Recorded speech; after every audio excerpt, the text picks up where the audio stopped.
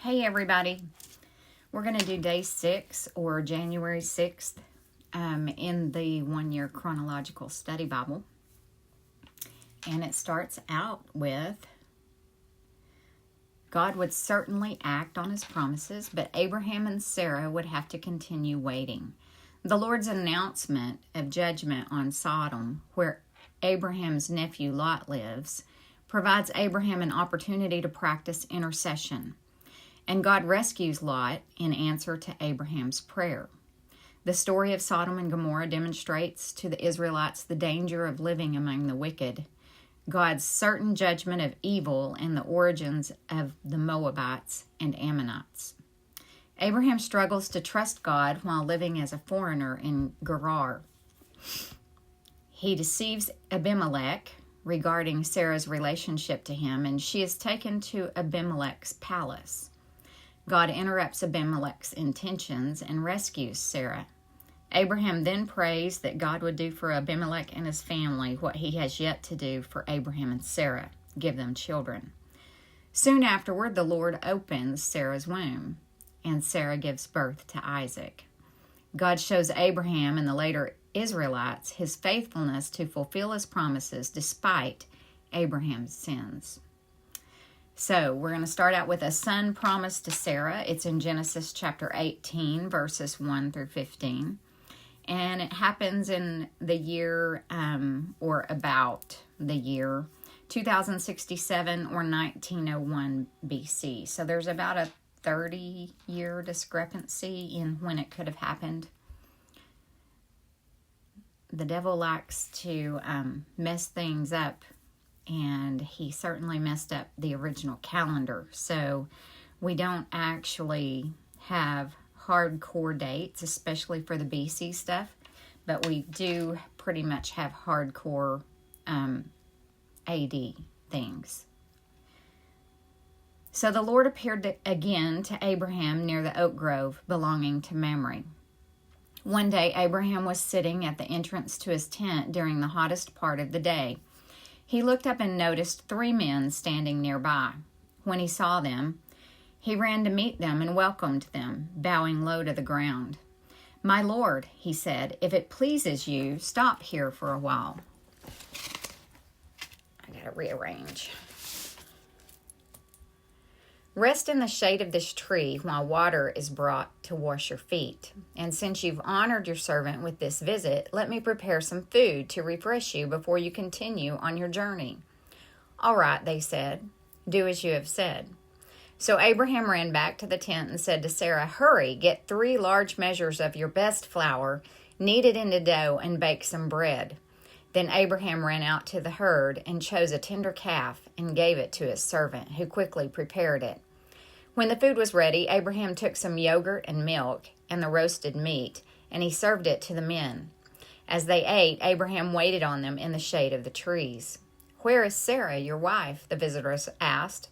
"She's inside the tent," Abraham replied. Then one of them said, "I will return to you about this time next year, and your wife Sarah will have a son." Sarah was listening to this conversation from the tent. Abraham and Sarah were both very old by this time, and Sarah was long past the age of having children. So she laughed silently to herself and said, "How could a worn-out woman like me enjoy such pleasure, especially when my master, my husband, is also so old?" Then the Lord said to Abraham, "Why did Sarah laugh? What did she say? Can an old woman like me have a baby? Is anything too hard for the Lord? I will return about this time next year, and Sarah will have a son." Whoop. I went crazy with that. Yep. Sarah was afraid, so she denied it, saying, "I didn't laugh." But the Lord said, "No, you did laugh." Abraham intercedes for Sodom. Then the men got up from their meal and looked out toward Sodom.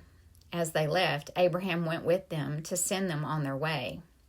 "Should I hide my plan from Abraham?" the Lord asked.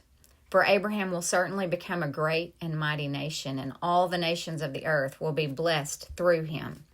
I have singled him out so that he will direct his sons and their families to keep the way of the Lord by doing what is right and just.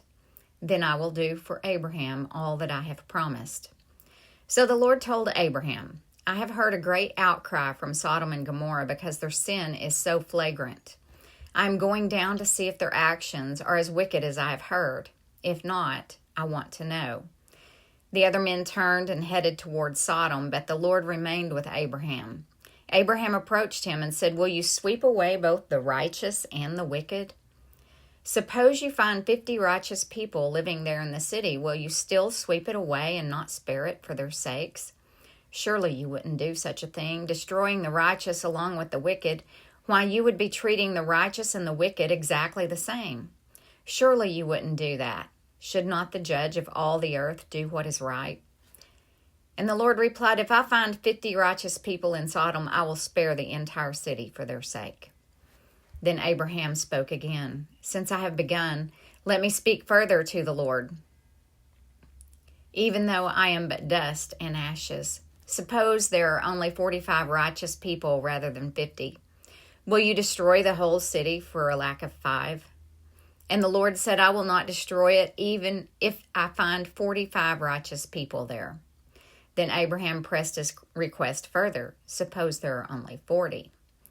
And the Lord replied, "I will not destroy it for the sake of the 40. Please don't be angry with me, my Lord." Abraham pleaded, "Let me speak. Suppose only 30 righteous people are found." And the Lord replied, I will not destroy it if I find 30.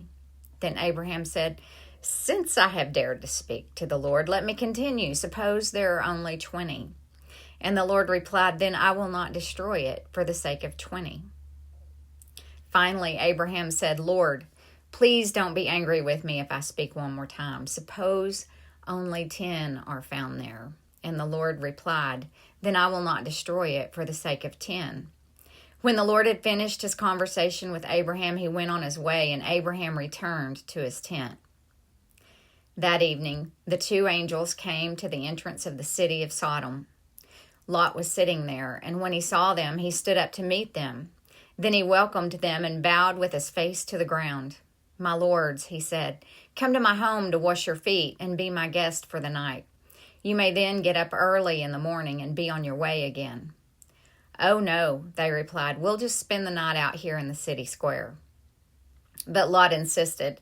So at last they went home with him. Lot prepared a feast for them, complete with fresh bread made without yeast, and they ate. But before they retired for the night, all the men of Sodom, young and old, came from all over the city and surrounded the house. They shouted to Lot, "Where are the men who came to spend the night with you? Bring them out to us so we can have sex with them." So Lot stepped outside to talk to them, shutting the door behind him. "Please, my brothers," he begged, "don't do such a wicked thing. Look, I have 2 virgin daughters.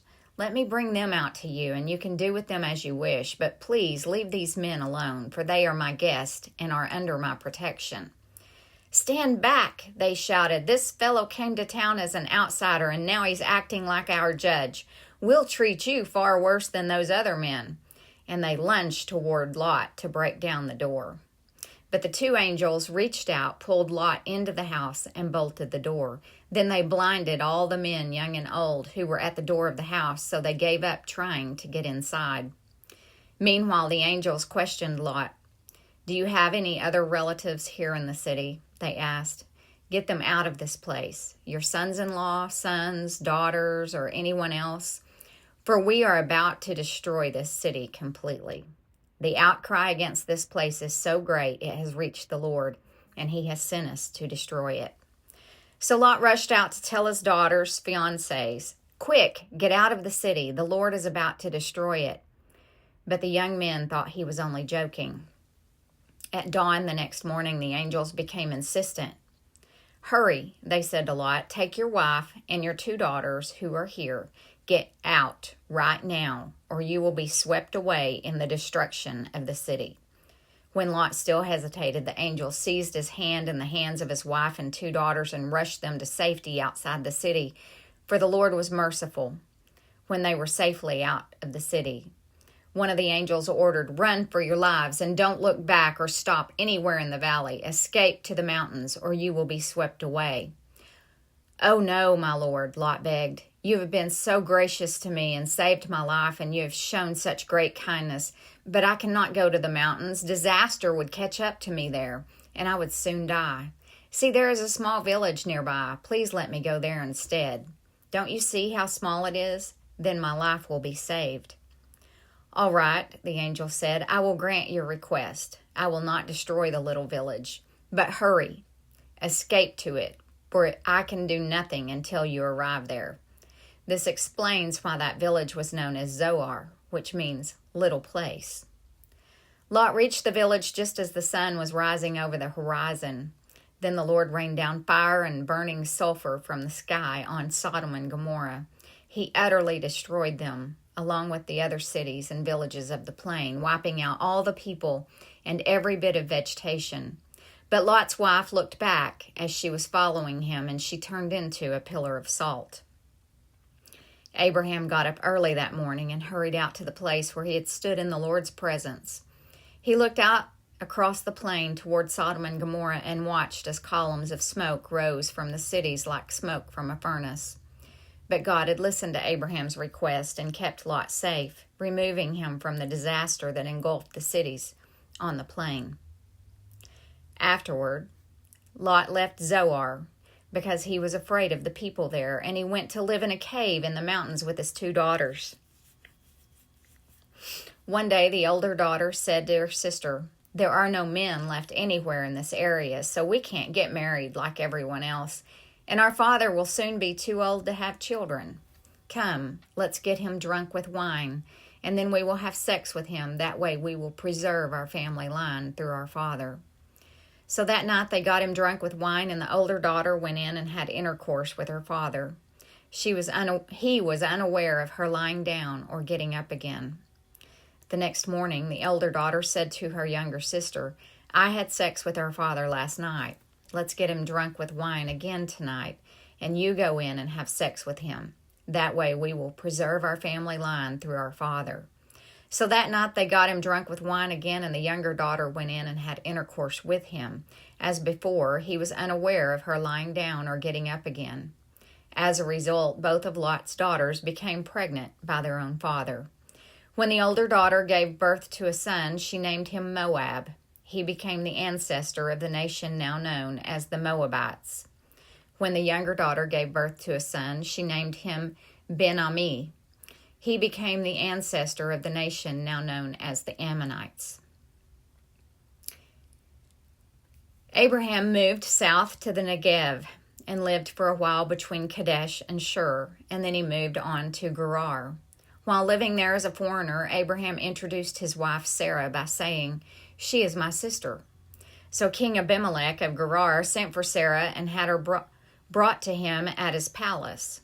But that night God came to Abimelech in a dream and told him, "You are a dead man, for that woman you have taken is already married." But Abimelech had not slept with her yet, so he said, "Lord, will you destroy an innocent nation? Didn't Abraham tell me she is my sister? And she herself said, 'Yes, he is my brother.' I acted in complete innocence. My hands are clean." In the dream, God responded, "Yes, I know you are innocent. That's why I kept you from sinning against me, and why I did not let you touch her. Now return the woman to her husband, and he will pray for you, for he is a prophet. Then you will live. But if you don't return her to him, you can be sure that you and all your people will die." Abimelech got up early the next morning and quickly called all his servants together. When he told them what had happened, his men were terrified. Then Abimelech called for Abraham. "What have you done to us?" he demanded. "What crime have I committed that deserves treatment like this, making me and my kingdom guilty of this great sin? No one should ever do what you have done. Whatever possessed you to do such a thing?" Abraham replied, "I thought, this is a godless place. They will want my wife and will kill me to get her. And she really is my sister, for we both have the same father, but different mothers, and I married her. When God called me to leave my father's home and to travel from place to place, I told her, "Do me a favor. Wherever we go, tell the people that I am your brother." Then Abimelech took some of his sheep and goats, cattle and male and female servants, and he presented them to Abraham. He also returned his wife Sarah to him.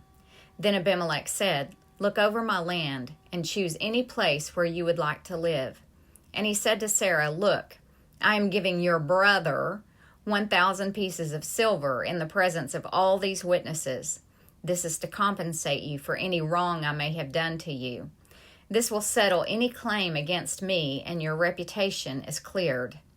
Then Abraham prayed to God, and God healed Abimelech, his wife, and his female servants, so they could have children. For the Lord had caused all the women to be infertile because of what happened with Abraham's wife Sarah. The birth of Isaac. The Lord kept his word and did for Sarah exactly what he had promised. She became pregnant, and she gave birth to a son for Abraham in his old age. This happened at just the time God had said it would. And Abraham named their son Isaac. 8 days after Isaac was born, Abraham circumcised him as God had commanded. Abraham was 100 years old when Isaac was born. And Sarah declared, "God has brought me laughter. All who hear about this will laugh with me. Who would have said to Abraham that Sarah would nurse a baby? Yet I have given Abraham a son in his old age." That concludes January 6th Daily Bible Reading. Thanks for